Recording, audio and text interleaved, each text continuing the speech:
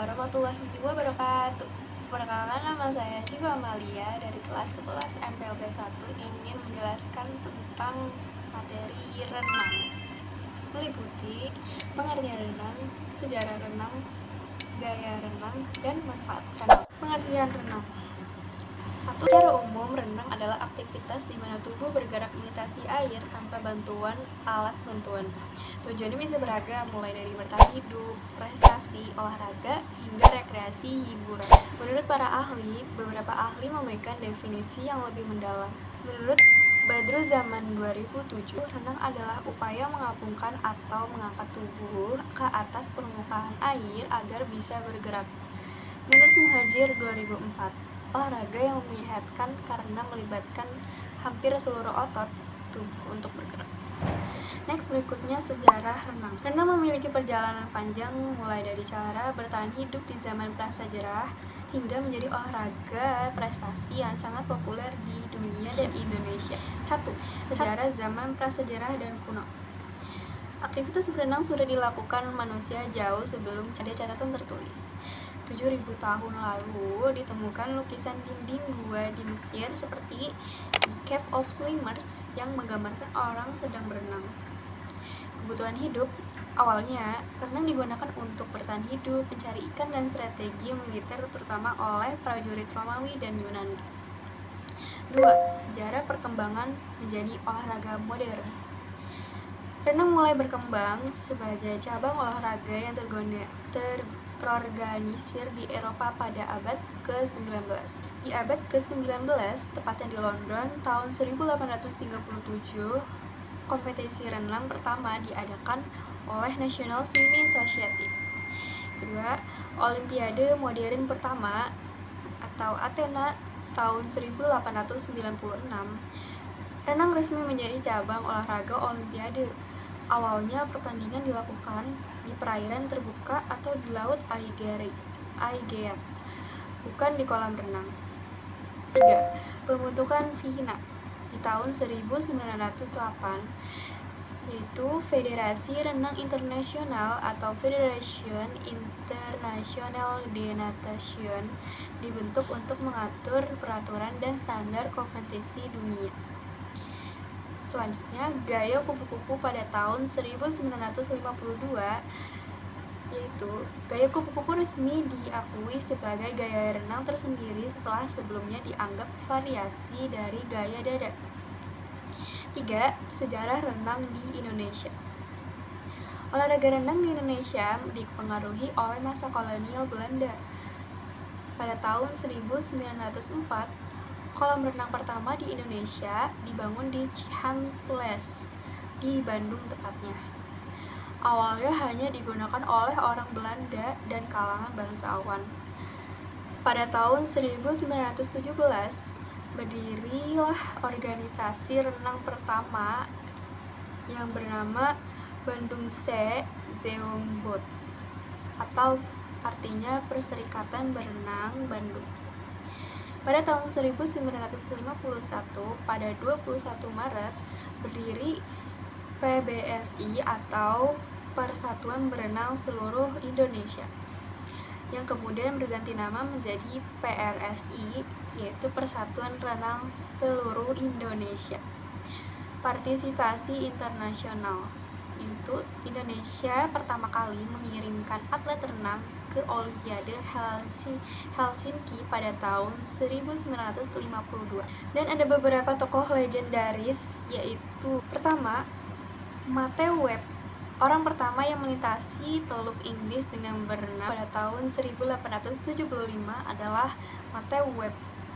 Kedua, atlet dengan medali emas Olimpiade terbanyak sepanjang sejarah dimenangkan oleh Michael Phelps. Yang ketiga, tokoh perenang legendaris Indonesia yang mengharumkan nama bangsa di kancah Asia dan dunia dimenangkan oleh Richard Sambera dan Lukman Niyode.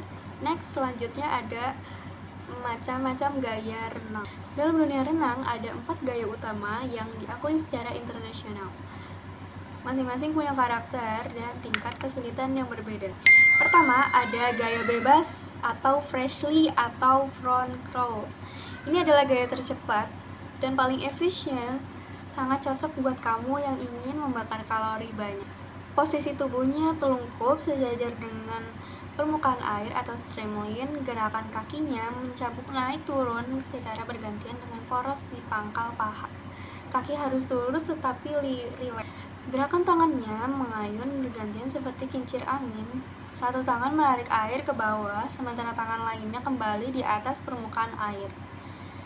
Pernapasannya memutar kepala ke samping kiri dan atau kanan saja saat satu tangan terangkat ke atas. 2. Ada gaya dada atau breaststroke. Sering disebut gaya katak. Ini gaya yang paling santai dan populer untuk rekreasi karena kepala bisa sering berada di atas air. Posisi tubuhnya telungkup, posisi dada tetap menghadap ke dasar kolam. Gerakan kakinya menarik kedua kaki ke arah bokong, lalu menendang melingkar ke arah luar seperti gerakan kaki katak. Gerakan tangannya, kedua tangan ditarik ke samping dada seperti membelah air, lalu diluruskan kembali ke depan secara bersamaan. Pernapasannya, mengambil napas saat tangan ditarik ke samping, yang secara otomatis mengangkat bahu dan kepala ke atas permukaan air. 3. Ada gaya punggung atau backstroke. Satu-satunya gaya di mana posisi wajah menghadap ke atas jika kamu tidak perlu pusing memikirkan cara ambil napas. Posisi tubuhnya telentang di atas permukaan air. Posisi telinga terendam air tapi wajah tetap di atas. Gerakan kakinya sama seperti gaya bebas atau mencabuk naik turun, tapi dilakukan dalam posisi terlentang. Gerakan tangannya mengayun bergantian ke arah belakang melewati telinga,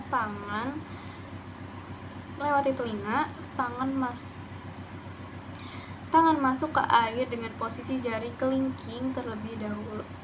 Pernapasannya sangat mudah karena hidung dan mulut berada di atas air. 4. Ada gaya kupu-kupu atau butterfly. Gaya yang paling estetik tapi paling berat karena butuh kekuatan otot bahu dan koordinasi yang tinggi. Posisi tubuhnya telungkup dengan gerakan tubuh yang bergelombang seperti lumba-lumba atau dolphin kick. Gerakan kakinya kedua kaki rapat dan bergerak naik turun secara bersamaan atau tidak bergantian. Gerakan tangannya kedua tangan diayunkan bersamaan dari depan, menarik air ke belakang dan dilempar kembali ke depan melewati atas air. Pernapasannya, kepala diangkat ke depan saat kedua tangan ditarik ke belakang untuk mengambil napas sebelum wajah masuk lagi ke atas. Lebih rileks di malam. Yang ketiga ada manfaat untuk kondisi khusus. Terapi asma, menambah tinggi badan atau masa pertumbuhan, dan pemulihan cedera. Oke guys, finish. Jadi itu saja penjelasan singkat tentang renang. Catatan penting supaya manfaatnya maksimal, jangan lupa pemanasan sebelum nyemplung ke dalam air kolam renang agar otot tidak kram, dan bilas bersih tubuh setelah selesai supaya kulit tidak kering karena kaporit. Itu tadi rangkuman singkat tentang dunia renang. Intinya badan sehat, pikiran jernih, dan pasti bebas keringat. Sekian, terima kasih atas perhatiannya. Saya Syifa Amalia dari kelas 11 MPLB 1. See you and let's dive deeper. Wassalamualaikum warahmatullahi wabarakatuh.